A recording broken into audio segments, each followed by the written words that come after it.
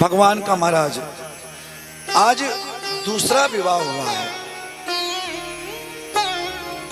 और दूसरा विवाह जानते हो किसके साथ में?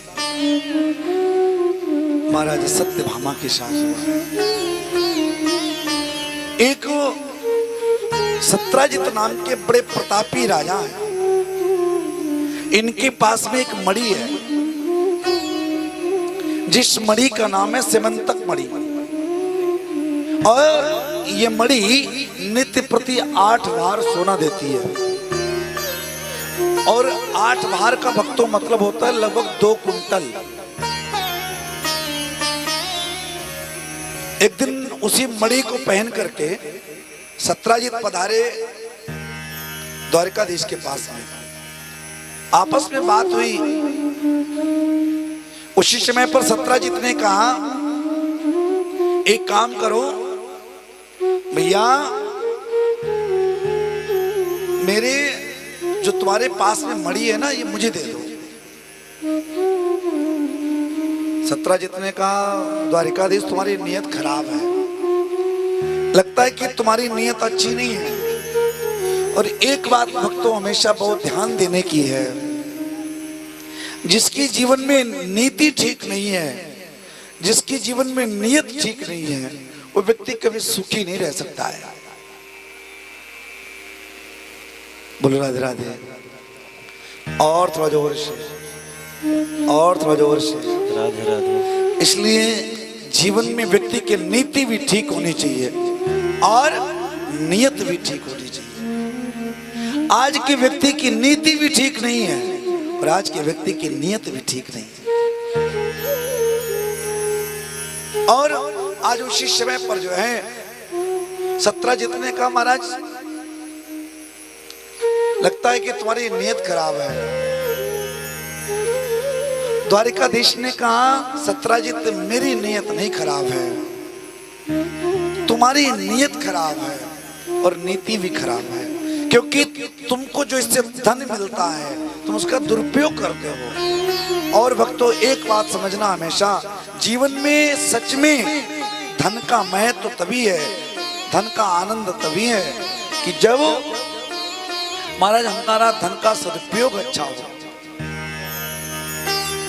हम धन कमाएं और धन का सदुपयोग ना हो तो महाराज ना तो मेरी नीति ठीक है इसके मतलब, और ना नियत ठीक है। यदि कहीं न कहीं धन का दुरुपयोग हो रहा है तो नीति और नियत दोनों ही कहीं न कहीं खराब है। सत्राजित माने नहीं, लौट के आ गए। और भैया जीवन में एक बात बड़ी समझने की है, क्या कि यदि भगवान हम पे कृपा करे और कहीं न कहीं हमको प्रेरणा दे, भक्तों एक बात बहुत ध्यान से समझने की है, हमको कभी न कभी भगवान किसी न रूप में जरूर आके प्रेरणा देते हैं कि हमें ये अच्छा काम करना चाहिए, ये सत्कर्म करना चाहिए। श्रेष्ठ जीव वही है जो प्रेरणा को समझ जाए और समझ करके सदुपयोग करे, समझ करके अपने जीवन का कल्याण करे, वही सबसे श्रेष्ठ होता है। आज भक्तों उसी समय पर सत्राजित लौट के आए। सत्राजित का भाई प्रसेनजित है। प्रसेनजित से कहा, महाराज जैसे प्रसेनजित से कहा तो प्रसेनजित ने जानते हो क्या किया?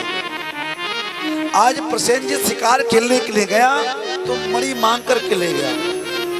जंगल में गया था शिकार करने के लिए, लेकिन महाराज वहां उसका ही शिकार हो गया, शेर ने मार दिया। और भक्तों शेर ने मारा और जानते मणि को छीन लिया और शेर का शिकार महाराज जामवंत ने कर दिया। मणि को ले गए, ले जाकर के अपनी बेटी को दे दिया। और उसके बाद में जैसे महाराज, तो आज पूरे नगर में कई दिन तक भाई लौट करके नहीं आया।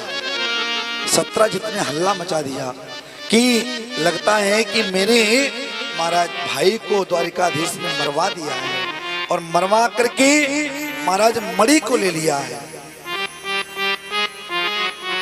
आज भक्तों उसी समय पर आप बड़ा ध्यान देना कि गर्गाचार्य जी महाराज पधारे।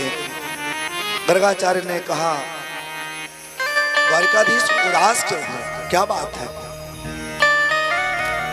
उसी समय पर द्वारिकाधीश ने कहा, गुरुदेव क्या बताएं, मैं तो अच्छा खासा राज्य चलाता हूं, सब कुछ ठीक है, लेकिन भक्तों आज जो है हम पर कलंक लग गया।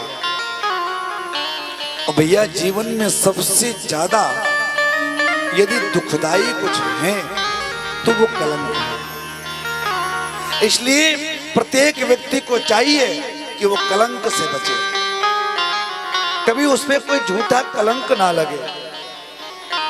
अच्छा, एक बात बड़ी ध्यान देने की है, हम जिस गलती को ना करें या जो हम अपराध ना करें, उसके बाद में भी यदि हमारे ऊपर दोष लग जाए तो महाराज बड़ा दुख होता है। जीवन में इसलिए प्रभु कृपा करते हैं ना तो कभी दोष लगता ही नहीं है। आज द्वारिकाधीश ने जो कहा, उसी समय पर गर्गाचार्य ने कहा, लगता है आपने महाराज जो है चौथ का चंद्रमा देख लिया है। भादव में महाराज शुक्ल पक्ष के चौथ का चंद्रमा नहीं देखना चाहिए। क्यों? क्योंकि देखने से महाराज जो है कलंक लगता है, और वो भी झूठा कलंक। आज गर्गाचार्य जी ने कहा, इसके लिए केवल एक काम है, जब भी कोई झूठा कलंक लगे तो भैया उस झूठे कलंक से बचने का केवल एक उपाय है, आप सत्य का प्रमाण दो। आज गर्गाचार्य ने कहा, उसी समय पर कन्हैया ने, द्वारिकाधीश ने महाराज सबको लिया साथ में, और ग्वाल वालों को और द्वारिका वासियों को लेकर के चल पड़े। जंगल में जाकर के पहुंचे, जिस जंगल में सत्राजित का भाई प्रसेनजित शिकार करने गया था, और वहां जाकर के देखा भक्तों, आज उसी समय जानते हो क्या हुआ? आज उसी समय पर थोड़ी दूर जंगल में जाकर के देखा तो भाई मरा पड़ा है, लेकिन भाई के शरीर के बराबर में मड़ी नहीं है, शेर के पंजे के निशान बने हुए हैं, और शेर के पंजे के निशान बने हुए हैं, चलते जा रहे हैं। थोड़ी दूर जाकर के देखा कि शेर भी मरा पड़ा है, लेकिन शेर के पास में मड़ी नहीं है। आज उसी समय पर आज भक्तों शेर के पास से देखा कि महाराज वृक्ष के जामुंत के पैर बने हुए हैं, और उस वृक्ष के पैर के सहारे चलते चलते आगे पहुंचे, और पहुंचने के पास में जाकर के देखा एक गुफा है। उस गुफा के बराबर में, और थोड़ा जोर से, और थोड़ा जोर से, महाराज उस गुफा के बाहर देखा एक कन्या उस मणि से खेल रही है।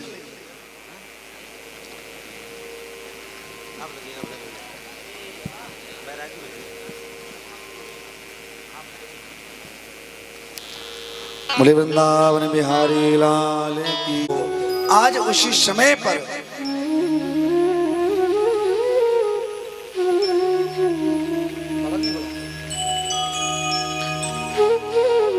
जाकर के द्वारिकाधीश ने कहा, भैया देवी ये तुमको मणि कहां से मिली?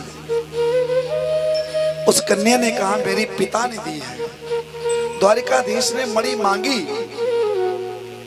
उस कन्या से मना कर दिया, और वो कन्या जानते हो कौन है? जामुंत की बेटी, जामुंती नाम है।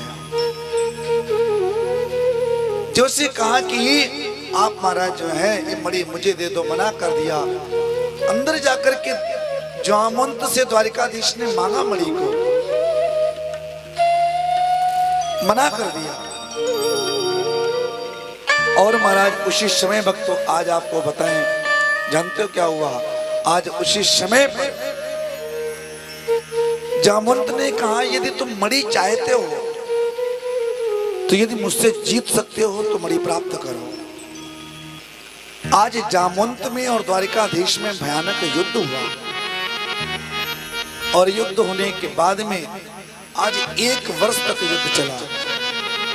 मेरे गोविंद ने आज जामवंत को महाराज इतना ढंग से उनकी सेवा की, मार मार करके जामवंत की एक एक नस ढीली कर दी है, एक एक नस।